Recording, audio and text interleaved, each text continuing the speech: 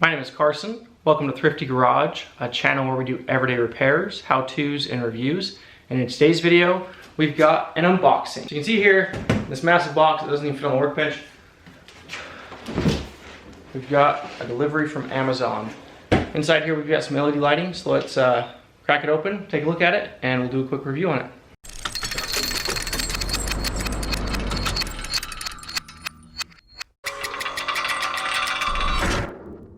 I've got some lights in the garage that there's a few features I dislike. I also helped Toyota Fixation install lights in his garage. So a few different LED lights that I've installed in the past to compare these two. So we'll take a deeper look. So this is a massive box for what we've got here. Inside we've got another box. And we've got a meager attempt to prevent it from bouncing around. So not sure why they sent it in such a large box, but they did. Okay, let's bring it in here for a closer look. This is an LED shop light without sensor. And here's our specifications. 50 watts, 120 volts AC, and we've got the 4000 Kelvin. I prefer the 4,000 and 5,000 Kelvins for my lighting. A little bit more clean blue, wider if you will. 3,000 is a little bit on the yellow side. Here's a barcode for anybody that's interested. So I'm a little bit worried about this. When I picked up that large box, this was bouncing around in there. This is a really small box for that large box. Fortunately, that large box was not damaged. But I can only imagine that a light bouncing around inside of a box is probably not the most healthy thing for it. This individual box is packaged well. We got staples every 4 inches or so. Nothing inside the box besides the light. We have an installation guide right here. It is in a plastic bag. Pretty simple installation guide. Safety information, pre-install information. And we've also got this hardware kit. We've got some nice little protectors on here. We'll keep those on until we are done with installation. Got these little hand-threaded nuts. It is definitely a sleek design. Kind of looks like we've got 2 tubes in here, kind of mimicking the traditional 4-foot lights.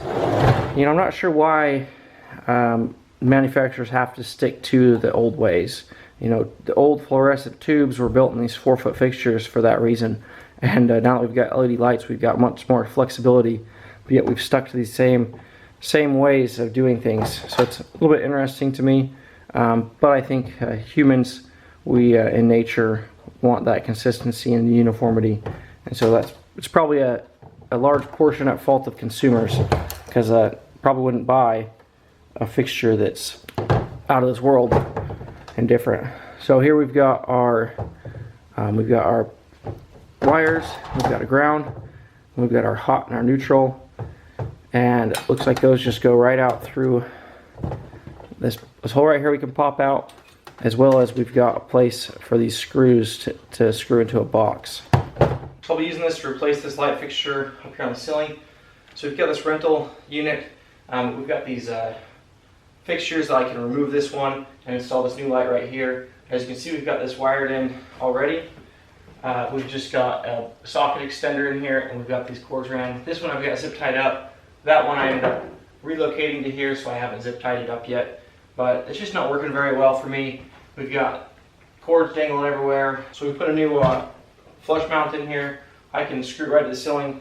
That'll hold itself up, and I can use it for my YouTube videos. When we move out of here, I can easily switch these two back out, and it's nobody will know the difference. Same with these lights. That's why I went with the plugs, is because I wanted to be able to just plug it in, put it up temporarily, and then remove them and put these fixtures back together when I'm done. If we pan left, you'll see we've still got a normal bulb left in top here, and the reason for that is because these lights are not instant on, unfortunately. So when I turn on the light switch, they take about 2 seconds to turn on, and in that time I found myself walking out to the garage in complete darkness and kind of blindly walking in. So having that traditional bulb left in there made a huge difference in getting some light on before all the lights came on. We'll go ahead and show you that real quick. I'm gonna turn the light on. You can see we got quite a bit of a delay there on these lights. So that's one thing I'm hoping to resolve with this new light that we're going to install right here, is hopefully this one's an instant on and we don't have that same issue. And this one right above us is actually a manually turn on.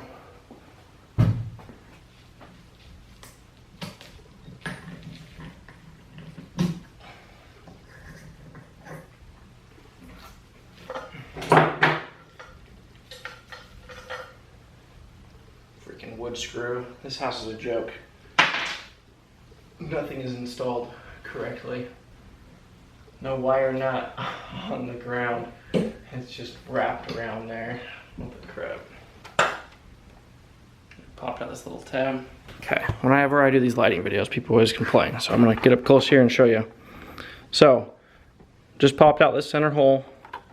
Now I'm gonna run my wires through the center hole. My ground wire through the center hole. So I can drill a hole in the sheetrock and use this and this screw into here in order to hold it in the sheetrock. And I can use this metal screw to go into the box. And I can use this wire nut that was provided, connect the wires.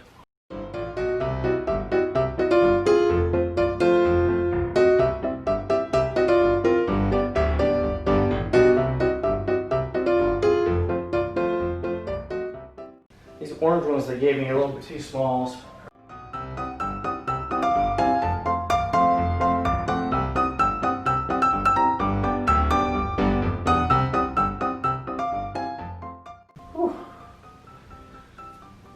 I don't know if I can be an electrician. My arms are killing me.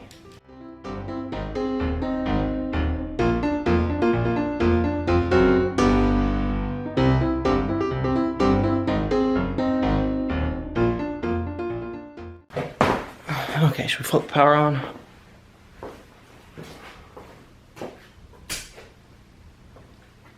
It is instant on, but it is a different color. Let's see this one behind it. A little bit brighter white. Definitely better than the traditional garage light. We've got a couple issues with this light. This light is 100% dependent on the way your box is set up. So this box, the way the screw holes are, it will only allow me to go on a 45-degree angle. I can rotate it there, they've got a place to rotate. So the holes in your box need to be lined up with the light, or close to. There is quite a bit of adjustment within that direction. But the holes in my light are basically at a 45-degree angle to the walls in this room. So I've got to run it this way. I can't do a full turn to be parallel with either wall, which kind of sucks. I'm sure I can modify it. I'm sure I could use self-tapping screws, self-tapping drywall screws and mount it however I want. I'm actually not going to mount. So it gave me screws for each end to kind of hold the ends up. Because we're temporary here, I'm just going to mount it in the middle, hold it firm. It's a light enough light that I'm not worried about it pulling out of the ceiling. But I would be concerned if I'm doing multiple of these lights. This garage had 2 light fixtures in it. If I were to replace both of those, if those stock boxes were not installed in the same manner, the same fashion, the same direction, it's going to look weird. And in fact, this garage, the 45-degree angle wouldn't look too bad if we had 2 light fixtures in here, as long as they were both on the same 45-degree angle, kind of lighting the corner of the garage. But if they ended up both being the same direction, it might look kind of weird. But I only have 2 outlet locations for these light fixtures, which is why I got these plug-in ones. Some of these plug-in ones actually will have, they're linkable, so you'll have a plug on one end, and you're able to just link them one to the other, and you can mount 4 lights together, connect them off one outlet. So that's one good option for a temporary garage fix like this. I hate having the cords, so I was glad to see this one that is a direct hardwire. And in fact, this does have a pop out, so you can pop out these ends and continue more lights next to it. But the trajectory, like I said, is just off. I love the instant on. Instant on is great. They're a little bit lower Kelvin than I'd like, so I'd probably go for the 5,000 Kelvin. And light output's a little bit, I swear it's not as bright as the other ones. I will say though, it's a softer light. So I'm looking across the garage here, it's a very harsh, shadowy light. And whatever diffusers, deflector they've got on here actually is a very smooth light as it kind of transmits through the garage. It is much softer. So if you're only going to have a couple lights and not be, my garage is very well lit up for the YouTube videos, but if you were just going to be a few lights just to get things going, it'd probably be a softer light on the eyes. Couple issues, couple things to overcome.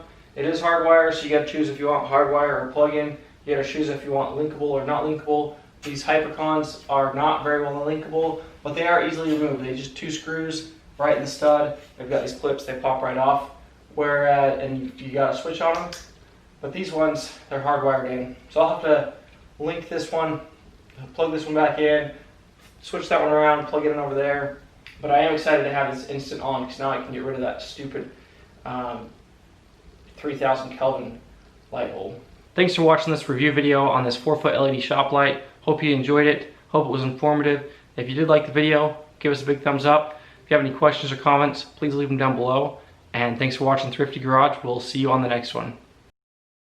So if those screws in that box are mounted wrong, basically the screws in your box have to be mounted opposite of the direction of your light. So if your light's going this way, this light's going this way, so your box, nope, I'm wrong.